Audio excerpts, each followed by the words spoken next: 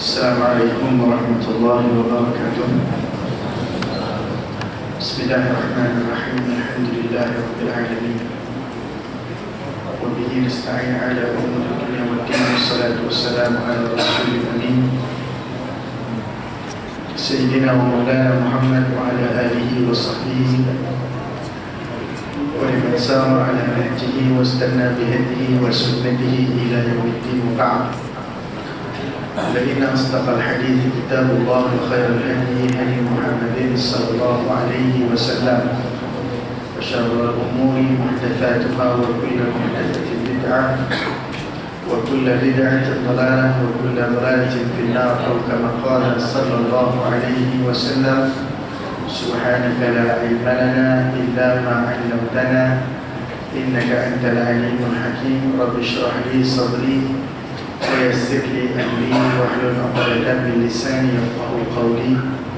اللهم لا سهل إلا ما جعلته سهلا وأنت تجعل الحزن إذا شئت سهلا. ربنا يسر لنا ولا تعسر وأتمم لنا بالخير. Alhamdulillah, pertamanya syukur kepada Allah Subhanahu wa taala dengan limpah rahmat, inayah dan bantuan dari Allah Subhanahu wa taala dapat sama-sama kita berhimpun pada malam ini dan malam seterusnya kita berada dalam bulan Ramadan Al-Mubarak, dan insyaAllah moga-moga permukiman dan juga keberadaan kita dalam bulan Ramadan ini mendapat restu dan juga berkenan dari Allah Subhanahu wa taala, diberikan kekuatan dan juga kehebatan untuk sama-sama kita mengimarahkan malam-malam Ramadan dan juga menghidupkan Ramadan ini dengan hidup yang terisi dengan aktiviti takwa dan keimanan hanya saja kepada Allah Subhanahu wa taala. Tuan-tuan dan puan rahmat Allah Subhanahu wa taala sekalian, dalam kesempatan masa yang ada dan pengurusi majlis tadi pun telah sebut format baru solat tarawih. Ini pertama kali lah saya kira buat format sembahyang tarawih ni. Bukan ubah, back to basic, balik pada asal. Ya, satu benda yang sepatutnya kita ketahui, sebab apa-apa jua ibadah yang kita lakukan mesti didasari atas dasar ilmu terlebih dahulu. Al-ilmu qabla al-qawli wal-amal.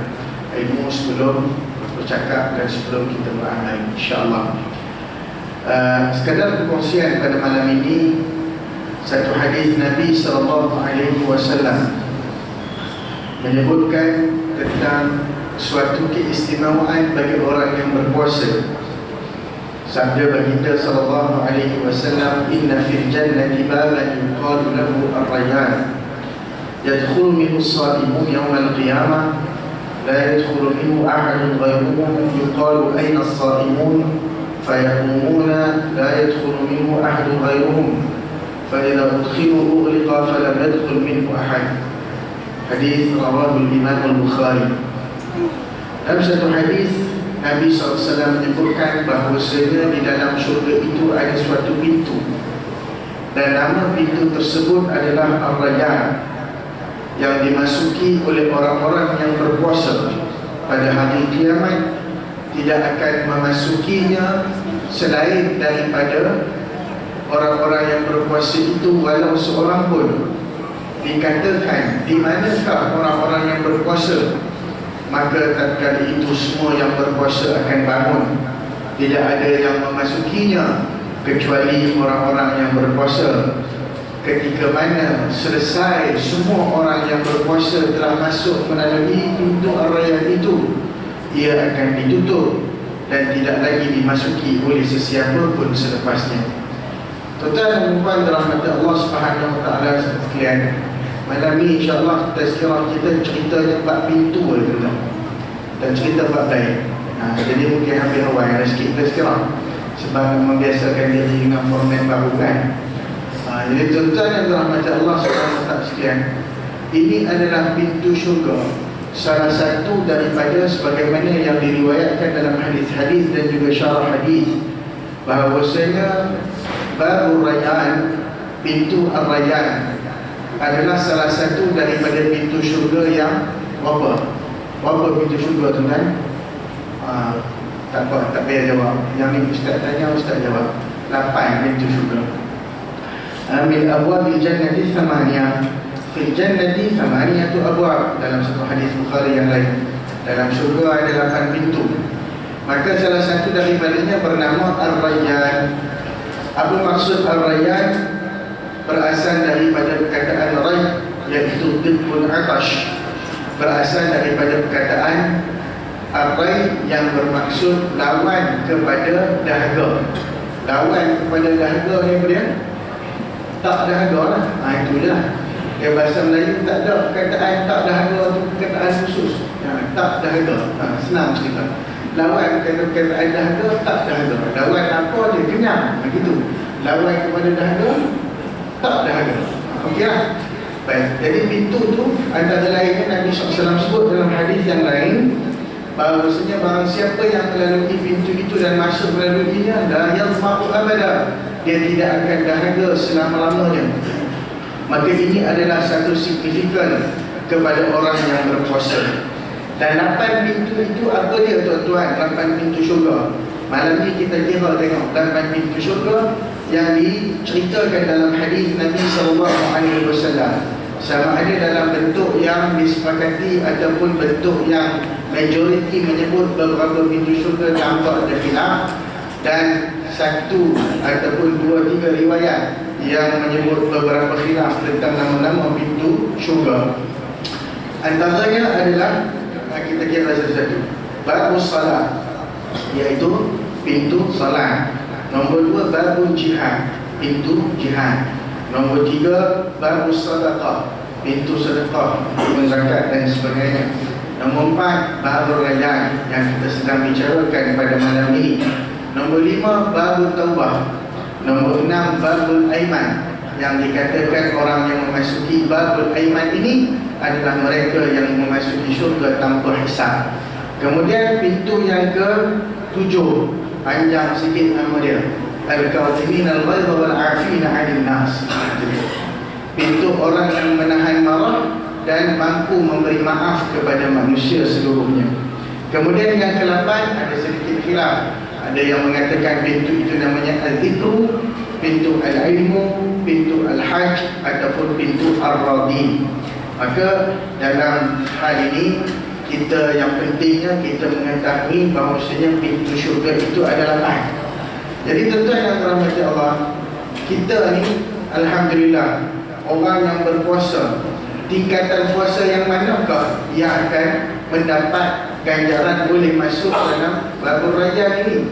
Adakah puasa yang dikira ataupun dikategorikan oleh Al-Imam Al-Ghazali rahimahullah, yang disepakati ataupun disetujui pembahagian itu oleh Al-Imam Ibn Al-Jawzi?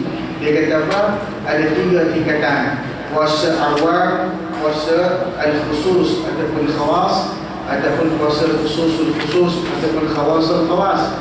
Maknanya puasa yang mana yang memang diberi ganjaran. Antara syarah hadis yang mengatakan bahawasanya yang dikira dalam puasa ini adalah puasa yang wajib, yang dilakukan dalam keadaan total pengharapan dan mengharapkan ganjaran dari Allah. Bagaimana orang yang berpuasa mengharapkan ganjaran dari Allah? Apakah dia tidur sepanjang hari ataupun dia berusaha? Macam orang berusaha nak menang Piala Dunia, dia tidur tepi padang ke, dia masuk padang, dia berusaha sungguh-sungguh. Itulah gambarannya kalau kita nak dapat masuk dalam pintu Ar-Rayyan. Kemudian orang bertanya pula, Ustaz, kita dah masuk pintu Ar-Rayyan, confirm pula tu cakap kita masuk tu, macam confirm masuk je. Kita dah masuk pintu Ar-Rayyan, kita juga sembahyang, kita juga sedekah, kita juga bertaubat. Macam mana Ustaz? Boleh tak kita masuk kok pintu lain? Soalan ini bukan tuan-tuan saja bakal tanya, tetapi pernah ditanya oleh Abu Bakar As-Siddiq radhiyallahu ta'ala anhu. Bila Nabi SAW sebut antaranya hadis yang berkaitan dengan pintu-pintu syurga, man anfaqa az-zawjaini fi sabilillah futihat lahu abwabul jannah. Siapa yang menginfakkan keluarganya pada jalan Allah Subhanahu wa taala, maka terbuka pintu-pintu syurga untuknya. Terbuka pintu-pintu itu Nabi SAW sebut semua pintu. Faman kana min ahli salat, siapa dia yang sembahyang, fadu'iya min babis salat, akan dipanggil daripada pintu sembahyang. Begitulah hujung hadis tersebut. Sayyidina Abu Bakar tanya, apakah mungkin seorang itu dipanggil daripada semua pintu? Maka kata Nabi SAW, na'am wa arju an takuna min ahliha atau kama alaihi salatu wassalam, dan aku mengharapkan engkau wahai Abu Bakar sama-samalah di kalangan orang yang dipanggil melalui semua pintu. Subhanallah. Macam mana nak panggil semua pintu ni tuan-tuan rahmati Allah? Antaranya tuan-tuan, perkara yang paling mudah sekali, ambil wudu, baca doa lepas wudu. Nabi kata siapa-siapa yang baca selepas mengambil wudu, asyhadu an la ilaha illallah wa anna muhammadan abduhu wa rasuluh, Allahumma ja'alni minat tawwabin wa ja'alni minal mutahhirin, futihat lahu, akan dibuka kepadanya pintu syurga yang 8, masuk ikut mana dia nak. Itu dia. Dan kalau dikaitkan pula dengan puasa, macam mana puasa kita, yang mana apakah selama ini, selama 10 hari kita sudah melalui Ramadan 1435 ini, bagaimana keadaan puasa kita tuan-tuan yang dirahmati Allah? Bagaimana keadaan apa yang telah kita persembahkan kepada Allah Subhanahu wa taala? Apakah layak puasa kita untuk kita mencapai darjat ataupun mencapai betul-betul kita berjaya melangkah masuk ke dalam pintu ar-rayyan ataupun sebaliknya? Bagaimana puasa kita dari sudut penjagaan lisan kita? Apakah lidah kita dihabiskan waktunya untuk berzikir kepada Allah, ataupun mengeluh itu dan ini, ataupun mengomen itu dan ini? Seorang tabi'in yang sangat hebat dari sudut amalannya, Khalid bin Ma'dan, namanya Khalid bin Ma'dan. Sepanjang hidupnya tuan-tuan yang dirahmati Allah, antara kerja dia, selain daripada kerja yang dibuat untuk cari rezeki, antara kerja dia dari sudut ibadah dia adalah dia ni memang hebat. Hebat apa? Dari sudut zikirnya kepada Allah. Sentiasa berzikir kepada Allah. Bila dia mati tuan-tuan yang dirahmati Allah, bila dia mati, dalam keadaan dia mati itu, orang mandikan mayat dia, mandi sampai dekat tangan tuan-tuan, sampai dekat tangan. Nampak tangan dia itu seolah-olah bergerak mengikut gerakan waktu manusia sedang berzikir. Maknanya itu jadi dia punya, bak kata orang kampung saya, bread and butter dia dalam ni. Hari-hari dia buat benda yang dia biasakan, zikir. Akhirnya bila mati, macam tu juga keadaan. Kita belum tentu lagi tuan-tuan. Kita mungkin juga nampak gaya kan macam nak zikir, tapi bila Tok Bilal tengok parti-parti dia kata lapisan, dia pun masuk, dia keluar pergi ambil, dia pun masuk ke dalam tangan kita. Rupanya ngam-ngam bentuk remote astro. Bukan zikir, ngam-ngam bentuk remote astro. Kita duduk tak dari situ lah tu. Paling kuat kemudian ni 801 lah arena. Minggu-minggu dia ada minat kita tanya Allah. Itu kerja para sahabat. Sebab tu para sahabat, para tabi'in, salafun salih, mereka sentiasa memastikan hidup mereka berada pada jalan ketakwaan kepada Allah. Sebab kita nak tahu masuk syurga ataupun tidak, layak atau tidak masuk syurga, seawal langkah kita ke alam barzakh. Itu sudah kita tahu. Sebagaimana yang disebut oleh Al-Imam Al-Qurtubi dalam apa nama tu, At-Tazkirah fi Ahwal al-Mauta wal Akhirah, cerita tentang perkara-perkara yang berkaitan dengan hal kematian, hal selepas kematian, cerita-cerita yang berkaitan dengan alam barzakh, untuk memberikan satu kesedaran kepada kita. Sebab al-qabru awwal manazil al-akhirah. Kubur itu tempat ataupun stesen pertama untuk kita menuju akhirat. Maka kalaulah kita masuk ke dalam kubur nanti, apa yang menanti di dalamnya itu, itulah yang bakal kita ketahui nasib kita ke akhirat kelak. Sebab kata Imam Al-Qurtubi, kubur ni dia ada macam-macam jenis, ada macam-macam keluasan. Ada yang masuk luasnya maddal basar, luasnya sejauh mata memandang. Ada yang masuk kubur luasnya macam dia tengok kiri, dia tengok kanan, dia tengok depan, dia tengok belakang, dia berasa sempit. Ada yang luasnya beberapa hasta, ada luasnya beberapa jengkal. Ikutlah masing-masing berdasarkan amalan masing-masing. Ada satu cerita yang berkaitan dengan kematian ini. Seorang penggali kubur, bukan Tok Adi yang dalam tanah kubur tu, seorang penggali kubur yang pernah menggali tiga biji, nak kata tiga biji ke tiga buah ke tiga liang lah, senang cerita. 3 liang kubur. Dia gali kubur yang ketiga tu dia merasa penat. Bila dia penat, biasanya orang duduk gali kubur ni dia penat, dia main tidur dalam kubur je kan. Jadi dia tidur dalam kubur. Bila dia tidur dalam kubur, tidur punya nyenyak, mimpi dia datang malaikat. 2-3 malaikat ni datang cakap kubur pertama tu malaikat tu kata luaskan kubur ini seluas, dia panggil farsah, beberapa farsah, luaskan beberapa farsah. Maka datang kubur yang kedua, luaskan beberapa mail. Datang kubur yang ketiga, luaskan beberapa zirah. Sampai kubur yang ketiga tu kebetulan dia tidur dekat situ, dia pun terbangkit.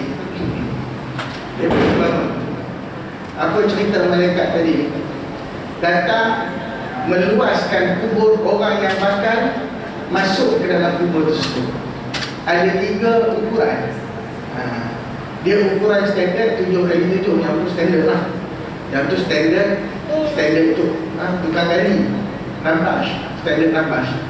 Tapi standard yang apa yang sebenarnya kita nak, bila malaikat datang nak luaskan ceritanya kubur kita macam mana. Yang satu tu diluaskan beberapa farsah. Farsah ini, satu farsah lebih kurang dengan 3 mail ataupun 3 amyal. 3 amyal, 1 mail dalam lebih kurang 1.6 km. Jadi kalau satu farsah lebih kurang 5 km. Jadi agak-agak kalau rumah kita luas 5 km tu lah, rumah kita 5 km. Duduk mana? Nampak kat mana? Susah lah sebab rumah saya ni luas dia 5 km. Nampak kita tahu. Nak beritahu kita tahu rumah luas 5 km. Tapi dalam kubur sana mungkin boleh jadi. Kalau satu farsah diluaskan 5 km, tuan-tuan. Cerita bukan main senang. Boleh jogging di balik, tak ada masalah. Itu dalam kubur. Yang 2 tu diluaskan beberapa mail. Maknanya mungkin 1 mail. Kalau luaskan 1 mail dalam 1.6 km, itu pun terosak lah. Okey lah tu. Yang satu lagi diluaskan hanya beberapa hasta, ada beberapa jengkal. Kalau yang beberapa jengkal ni, subhanallah, antaranya yang disebut dalam Imam Al-Qurtubi itu orang kaya yang orang lain suruh keliling dia, tapi kekayaannya itu tidak digunakan pada jalan Allah. Antaranya lah yang 1 dengan 2 tu boleh bayanglah apa dia punya buat dalam dunia. Jadi tuan-tuan yang berahmati Allah, moga-moga permukiman kita dalam Ramadan kali ini dapat membuahkan hasil ketakwaan yang terbaik, dan kita dapat menjadikan diri kita, tuan-tuan yang dirahmati Allah, dan juga keluarga kita menjadi rapat dengan sahabat baik kita sampai akhirat. Siapa dia sahabat baik sampai akhirat? Yang disebut, orang selalu sebut best friend forever, BFF. Itu kawan-kawan sampai ke liang kubur, dia tinggal kita di balik, kan? Tak ada yang kawan best friend pun dia nak masuk sekali dalam kubur. Dia kata you masuk dulu lah, air kemudian air Tuhan bagi hidup lagi. Itu pun air tak insaf lagi, kata dia. Tuan-tuan rahmat Allah, BFF kita adalah Quran. Bersahabatlah dengan Al-Quran dalam Ramadan ini. Allah bagi peluang kita untuk bersahabat rapat dengan Al-Quran. Biar persahabatan itu diteruskan di luar Ramadan dan diteruskan sehinggalah kita menjejakkan kaki ke alam kubur. Selepas itu kita mengetahui siapa yang akan menemani kita di dalamnya dan siapa juga yang akan menemani kita di akhirat kelak dan akan memberi syafaat. Itulah Al-Quran yang Allah turunkan pada bulan Ramadan dan dikhususkan kepada kita pula umat Muhammad sallallahu alaihi wasallam menerima hidayah dan hadiah Al-Quran dari Allah Subhanahu wa taala. Tuan-tuan yang dirahmati Allah, dan sama-sama kita harap dan kita berdoa agar kita dipermudahkan urusan kita dan diberikan kekuatan kita sehinggalah penghujung Ramadan. Dan kalaulah ini Ramadan yang terakhir buat kita, apakah yang kita nak persiapkan untuk diberi kepada Allah Subhanahu wa taala sebagai kita punya persembahan Ramadan yang kita lakukan semata-mata kerana Allah. Sebab sangat rugi orang yang berada dalam Ramadan, sebagaimana doa Jibril alaihi salam, radhiyallahu anhu fa'in dakhala alaihi Ramadan summa ruhiya anhu wa lam yughfar lah. Berapa ramai kan, celakalah orang-orang yang masuk dalam Ramadan kemudian keluar daripadanya, tidak diampunkan pada Ramadan itu akan dosa-dosanya.